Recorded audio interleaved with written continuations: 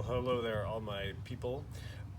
So today we're going to learn how to count. But I'm not going to talk about counting like you learned in elementary school where you go one thing, two thing, three thing, four things. It's more about counting the different ways something can happen. So here I have four different objects. I'm going to place them in this bucket. So the question is, how many different ways could I select items from this bucket? So right now there are four things. So let's say pull out the tape measure first. And then I've got the duct tape. There are three things in there, then I selected one. Now there are two left. So let's say pull out the knife. And then the last thing, there's one left, so I have the battery terminal cleaner. So that's one way I could take all those things out of the bucket. So now let's find another way. Well, there are four things in there. Let's say pull out the duct tape. Now there are three choices left. Let's say pull in the tape measure. And now there are two things left, so I pull out the knife. And there's one thing left, so now I pull out the battery terminal cleaner. Great, there's two different ways. But boy, I wish there were a faster way to do that. Well, as a matter of fact, there is a faster way to determine how many different ways we can pull out those items from the bucket. What we have to think about is how many choices we have for each of the times we reach into the bucket. So the first time, there are four things to choose from.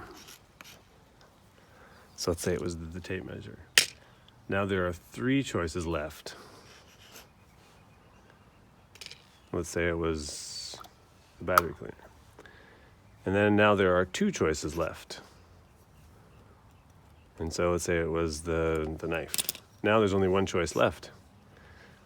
So what we do is we take these different selection options and we multiply them together. 4 times 3 times 2 times 1. Well, that is 24 different ways. This is also known as 4 factorial.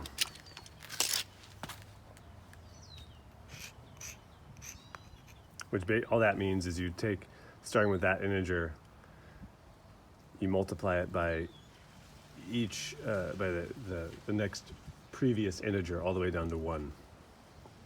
There you go. That seems to work when you're selecting things and you're removing one of the choices. What if you have a combination lock where you can use the same number again or the same thing again? So this is a combination lock where I can go from 0 to 39 for the choices of number. So let's see about this. I can do 0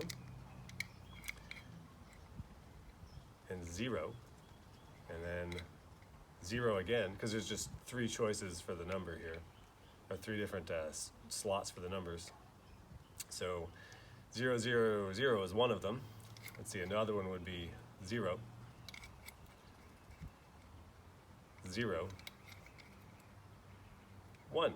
There's two different combinations.